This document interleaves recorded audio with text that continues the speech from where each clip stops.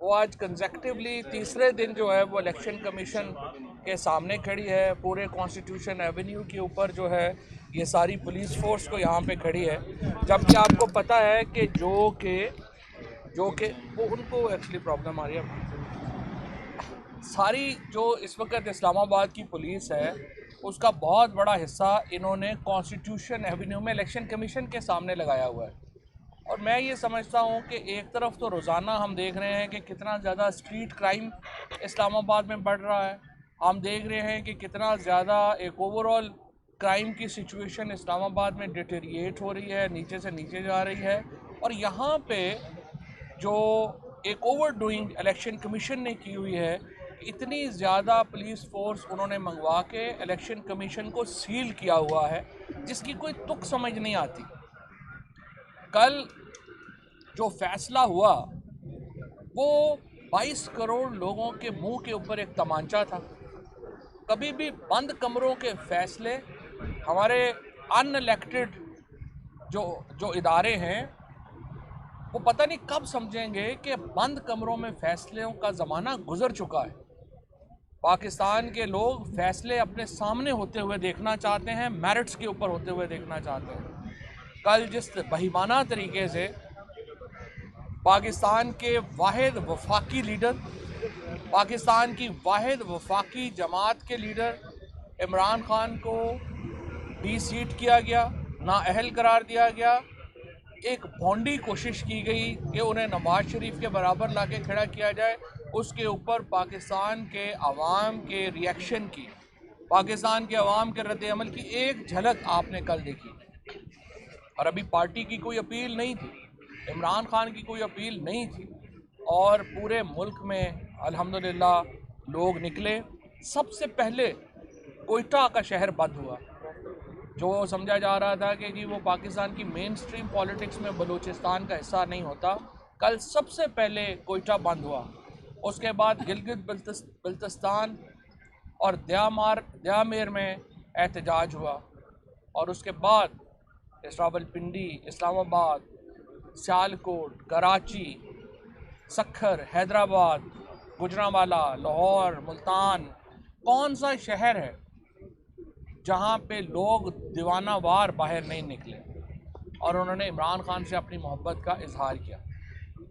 एक ऐसे कौमी लीडर को सियासी धारे से बाहर करने का मकसद सिर्फ एक हो सकता है, और वो ये कि आप पाकिस्तान को कमज़ोर करना चाहते हैं। इस वक्त जो चीफ इलेक्शन कमिश्नर और उनके जो रुफ़क़ाए-कार हैं, मैं उनको बताना चाहता हूँ, आपका फ़ैसला पाकिस्तान के अवाम ने मुस्तरद किया है, जो पाकिस्तान की सबसे बड़ी अदालत है। और ये सिर्फ कल मुस्तरद नहीं किया, इससे पहले आपने वफाकी काबीना के चंद वुज़रा के साथ मिलकर जो घिनौना खेल खेला और जेरीमेंडरिंग की, जिस तरीके से आपने कॉन्स्टिट्यूएंसीज सेलेक्ट की, हल्के सेलेक्ट किए और वहाँ पे इंतखाबात कराए, वहाँ पर आपके मुंह के ऊपर पाकिस्तान के अवाम ने एक ज़ोरदार तमांचा मारा और तमाम नशिस्तों के ऊपर इमरान खान कामयाब हुए। उससे पहले पंजाब के इंतखाबात में पंजाब की अवाम ने फ़ैसला इमरान खान के हक़ में दिया। अगर पाकिस्तान में ज़रा सी भी जमहूरियत होती तो अवाम के इन दो बड़े फ़ैसलों के बाद सर तस्लीम खम किया जाता अवाम के सामने और मुल्क को नए इंतखाबात की तरफ लेके जाया जाता। लेकिन बदकिस्मती से साजिशें हैं कि थमने में नहीं आ रही, साजिशें हैं कि बंद कमरों से बाहर नहीं आ पा रही, और जब भी ये बाहर आएंगी पाकिस्तान के अवाम इन साजिशियों का और इन साजिशों का गला पकड़ेंगे। और आज देखिए, फैसले को 24 घंटे से ज़्यादा का वक्त गुजर चुका है, अभी तक फ़ैसला रिलीज़ नहीं किया गया। अली बुखारी साहब, हमारे सीनियर एडवोकेट, कल से इन्होंने और फैसल साहब ने ये अप्लाई किया हुआ है फ़ैसला, और इसका नंबर जो है वो 1918/21/10/2022 कल 6 बजे का ये इन्होंने फ़ैसले की कॉपी अप्लाई की हुई है। अभी तक इलेक्शन कमीशन ने फ़ैसला नहीं दिया। अगर आपके पास फैसला मौजूद ही नहीं तो कल आपने सुनाया क्या है? अगर आपके मेंबरान के दस्तखत ही नहीं तो जो जजमेंट का कानून है वो बड़ा वाज़ेह है कि अगर आपके मेंबरान के दस्तखत नहीं हैं तो जजमेंट नहीं है। और पिछली दफ़ा भी फॉरेन फंडिंग केस में भी इलेक्शन कमिश्नर ने यही किया, फैसला जारी किया गया, वेबसाइट के ऊपर फैसला और था और बाद में उसमें इजाफा कर दिया गया। इस फैसले में भी अब रद्दो-बदल और तहरीफ की जा रही है, इस फैसले में भी तब्दीलियां की जा रही हैं और हुकूमत की जो कल मर्ज़ी की चीज़ें इसमें शामिल नहीं हुई हैं वो शामिल की जा रही हैं।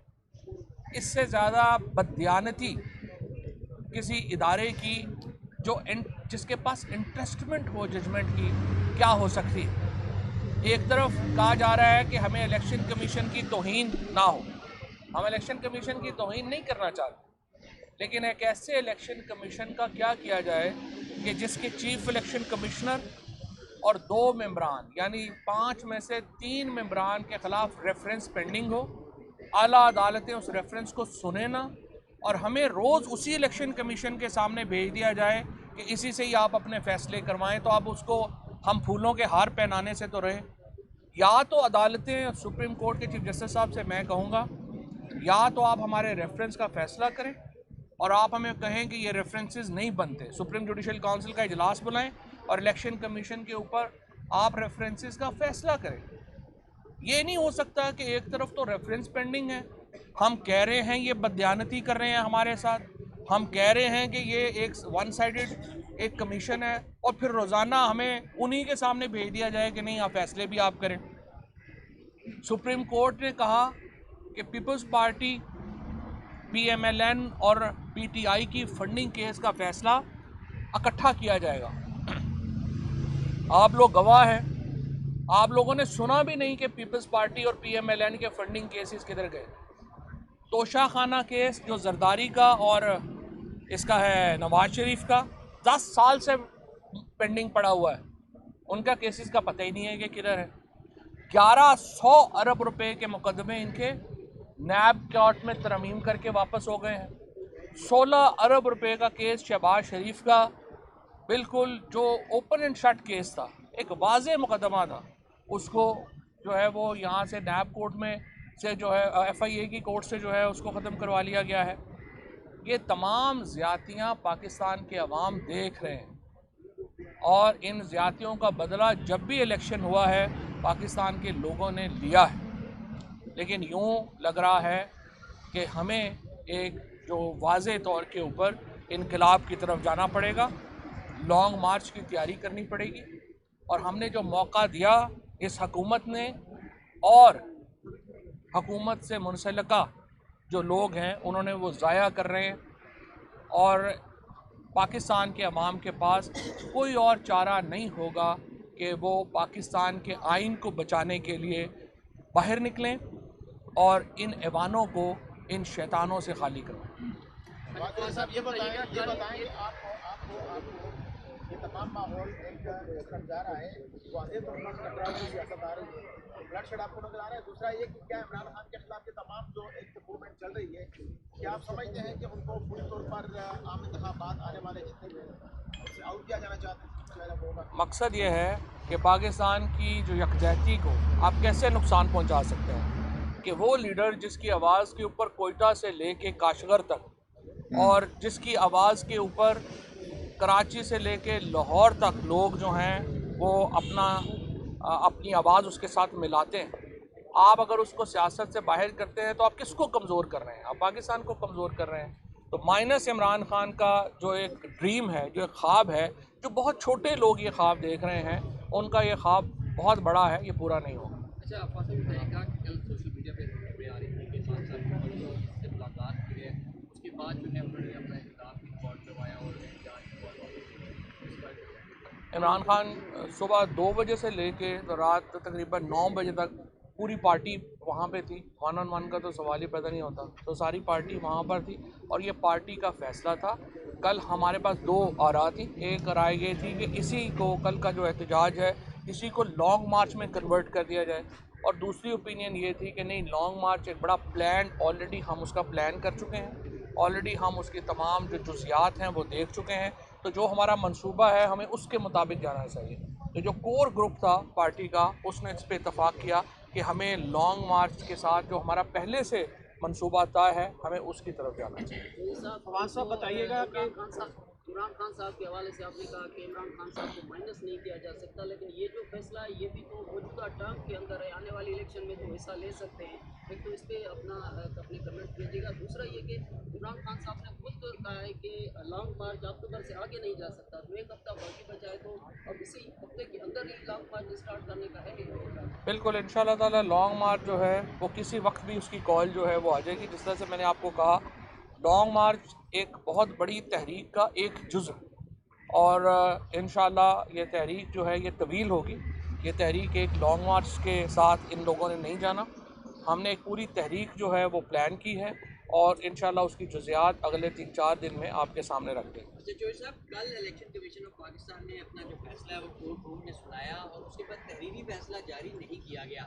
2 सफ़ात सोशल मीडिया और हर तरफ सर्कुलेट हुए, वो भी इलेक्शन कमीशन ऑफ पाकिस्तान की तरफ से जारी नहीं थे हुए।